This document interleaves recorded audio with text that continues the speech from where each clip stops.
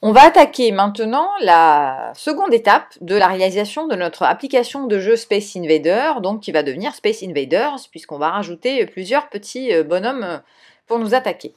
Dans un premier temps, vous allez créer ces bonhommes dans l'interface designer, donc vous faites comme auparavant, vous rajoutez des image sprites ici dans le canvas et vous les renommez, donc vous avez Invader 1, 2, 3, 4, 5, vous pouvez faire autant que vous voulez, même créer plusieurs rangées, après c'est le but.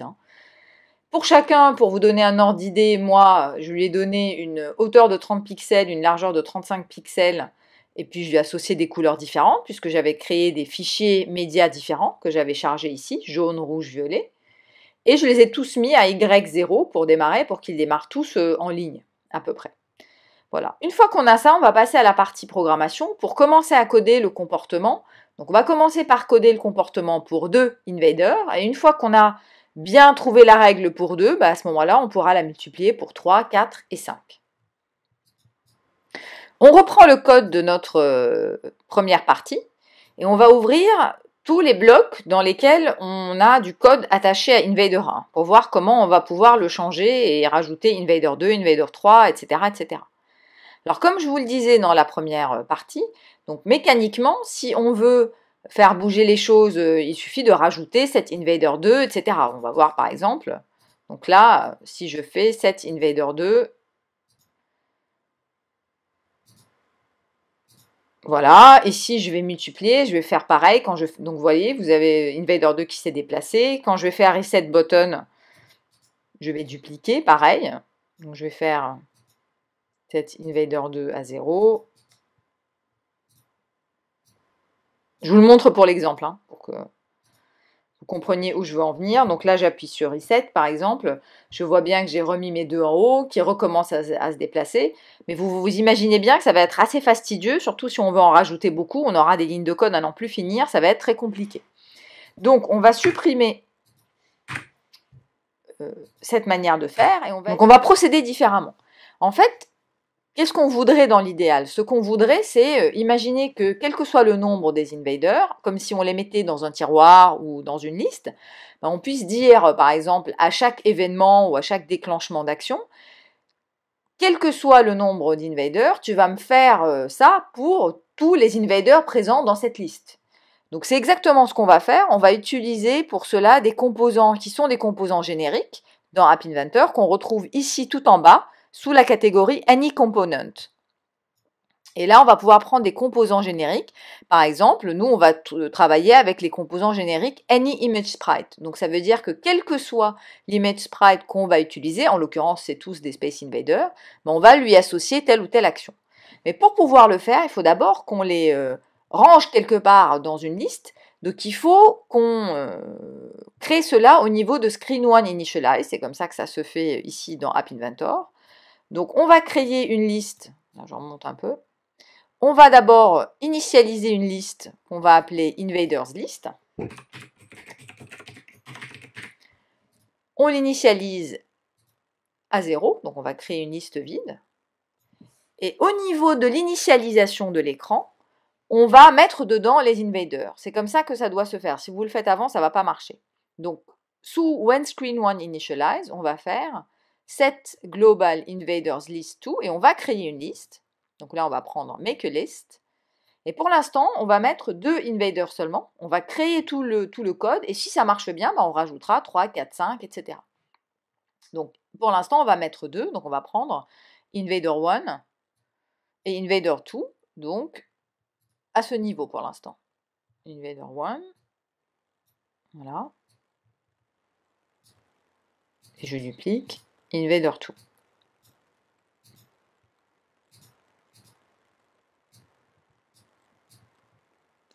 On va commencer à voir comment encoder ça. Donc, on va dire, par exemple, quand clock se déclenche, ce que je voudrais, c'est que, quel que soit l'élément de la liste, donc pour n'importe quel élément de la liste Global Invaders List, je voudrais qu'elle fasse cela, qu'elle lui mette sa coordonnée Y à Y plus 25 pour qu'il avance de 25 pixels chaque fois que clock se déclenche. Donc, c'est là qu'on va prendre le composant Any Image Sprite. Et on va prendre, c'est comme ici on a pris set Invader 1 Y, on va prendre set Image Sprite Y Par contre, il faut qu'on précise de quel composant. Donc, on va remplacer ce bout de code par celui-là. Et quel composant? En fait, ça va être n'importe quel élément de cette liste-là. Donc, on va dire dans contrôle, for each item in list, donc pour n'importe quel élément ou pour chaque élément de la liste Global Invaders, que je vais récupérer ici. Voilà.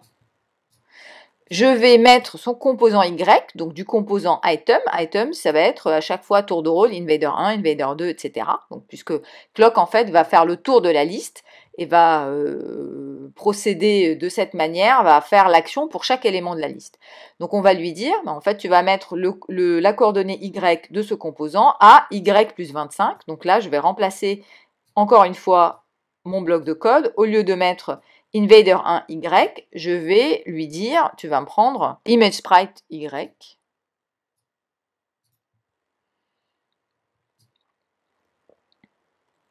Voilà, Image Sprite Y, toujours de l'élément en cours. Et on va lui rajouter 25. Donc en fait, ce que j'ai fait, c'est au lieu de garder Invader 1, Invader 2, je lui ai dit, j'ai mis les deux dans une liste. Et pour chaque élément de cette liste, donc la première fois, ça va être l'élément 1, la deuxième fois, ça va être l'élément 2, tu vas m'en faire la même chose. On va tester pour voir déjà si ça marche. Donc je fais reset. Et normalement, ah oui, alors, effectivement, je n'ai pas codé l'action pour reset. Donc tant qu'à faire, on va la faire tout de suite pour voir si ça marche bien.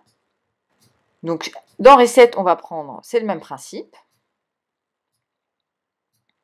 Au lieu de faire set invader 1 Y à 0 et de le rendre visible, on va les enlever. Et on va faire pareil, on va dupliquer ce bloc de code pour l'ajuster. On va lui dire, pour chaque élément de la liste Global Invaders, tu vas nous mettre le Y de cet élément à 0. Voilà. Vous voyez, c'est exactement le même code qu'ici, sauf que là, c'est pour n'importe quel composant à 0. Et tu vas aussi nous le rendre visible. Je nettoie un peu le code, hein. Je dégage un peu de place pour pouvoir le faire.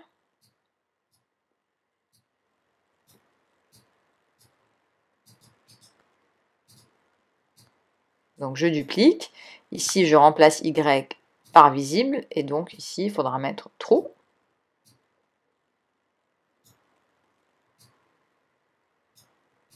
Et on vérifie si ça marche. Donc vous voyez, on voit bien que c'est le Space Invader 1 et 2 qui se déplacent, qui descendent automatiquement. Et là, si je fais reset, ils repartent tous les deux en haut. Et bon, et ça recontinue. Pour l'instant, ce sont les seuls deux blocs de code qu'on a codés.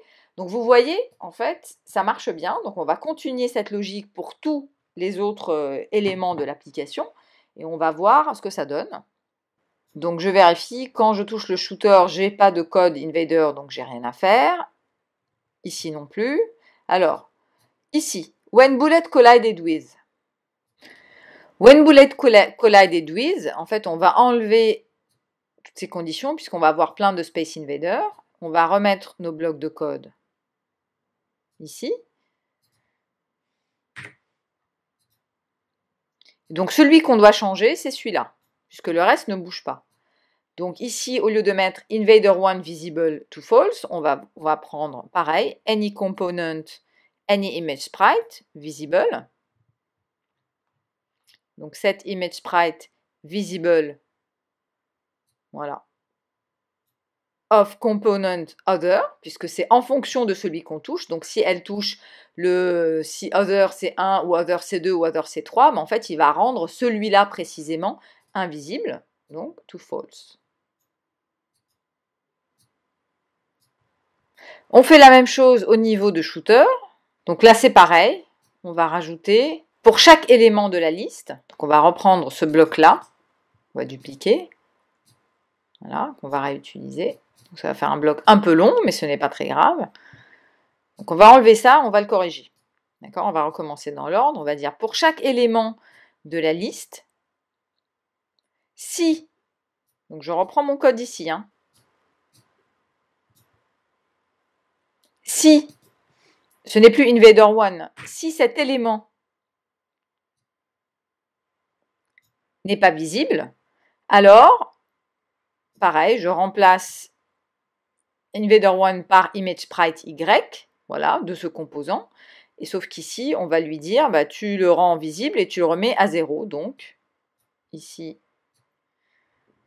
on met Y à 0. Voilà.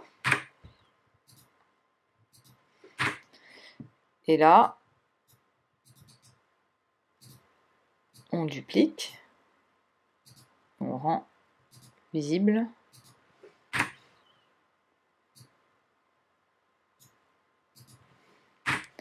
Et on rajoute le reste du code. Donc, comme tout à l'heure, hein, ça ne change pas. Donc, on va tester pour voir ce que ça donne. Donc, je fais reset. Ah, pardon, ici, j'ai fait une petite erreur. Donc, ce n'est pas directement item, j'ai oublié. C'est ImageSprite visible, voilà, de l'item. Donc, si, voilà, la dimension visible de cet item.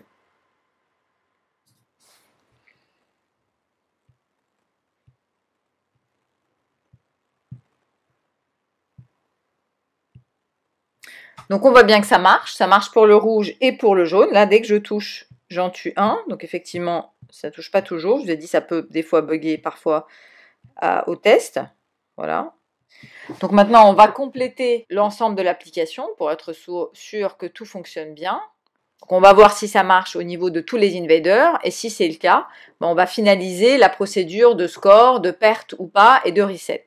Donc, ici, par exemple, on va rajouter à notre liste 3 autres éléments.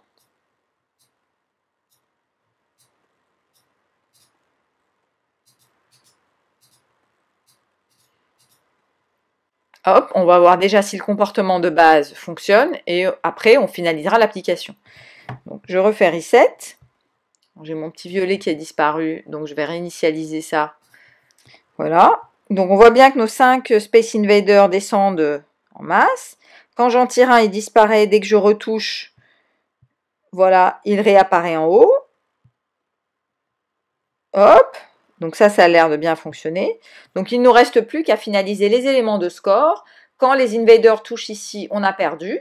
Et puis, voilà, de finaliser l'application et de simplifier peut-être les procédures de code pour l'initialisation et le reset. L'élément qu'on doit rajouter, c'est quand les invaders touchent un bord. Ça, on ne l'a pas fait encore. Ça, c'est un événement qui est associé à chacun. Donc, vous ne pouvez pas le mettre dans avec n'importe quel élément. Vous devez le prendre au niveau de chacun. C'est assez simple. Donc, on va dire quand invader 1, ben, edge reached. Voilà. Qu'est-ce qu'on va faire à ce moment-là? On va dire qu'on a perdu. Donc, on va remplacer ce score ici par « vous avez perdu ». Donc, de manière très simple, pour faire ça, ce qu'on peut dire, c'est on remplace cette score label text par un texte, champ texte, hein, où on met « vous avez perdu ».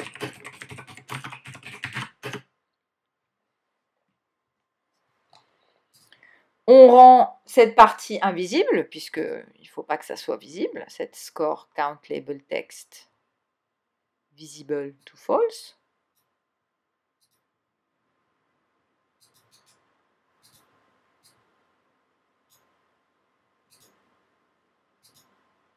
Effectivement, ça s'affiche ici. Et normalement, on doit aussi désactiver le shooter, on ne doit plus pouvoir tirer des balles. Donc on va désactiver le shooter. Donc set shooter enabled to false.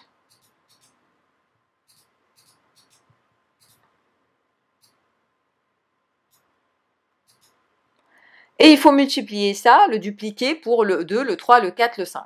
Donc pour simplifier un tout petit peu notre code, plutôt que de redupliquer les 3 lignes de code à chaque fois, on va créer une procédure, donc en fait une fonction, voilà, qu'on va appeler lost procedure par exemple, dans laquelle on va mettre toutes ces lignes de code là, et du coup ça va nous simplifier un peu notre code, puisque ici à chaque fois il suffit qu'on appelle la procédure pour que tout ça se passe. Donc,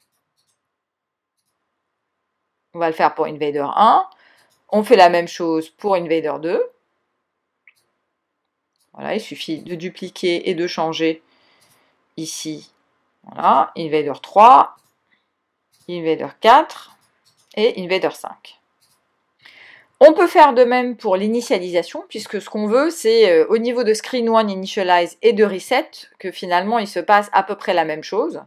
Donc on va prendre notre bouton Reset, voilà, Reset Button, et on va mettre tout ça dans une procédure qu'on va pouvoir appeler à partir du moment où on initialise l'écran, puisque vous voyez là, on a des doublons, puisque de toute façon, il faut aussi réinitialiser le score, hein, puisque là, on a écrit « vous avez perdu », donc il faut de nouveau remettre set score count label visible to true.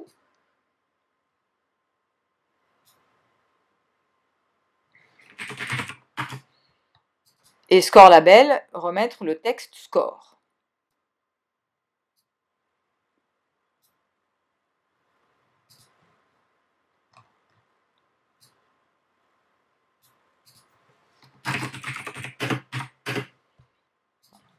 Et on veut faire la même chose au niveau de l'écran 1.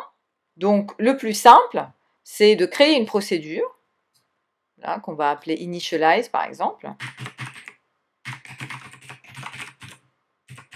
dans laquelle on va mettre tous ces éléments communs. Donc le fait de... Hop, pas clock. Clock, c'est uniquement lié à Screen 1.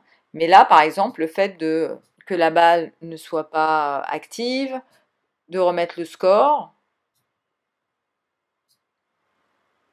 voilà, de remettre tous les invaders en haut, c'est pareil au niveau de Screen 1 et de Reset. Donc on va tous les mettre dans la procédure et on va appeler cette procédure Initialize au niveau de Reset et pareil au niveau de Screen 1.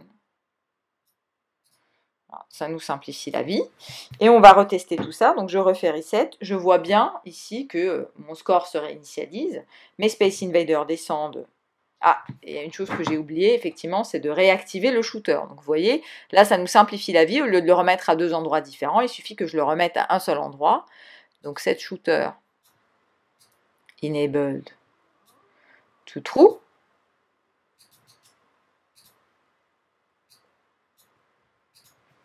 Hop. Je recommence. Donc là, c'est bon. Ça marche.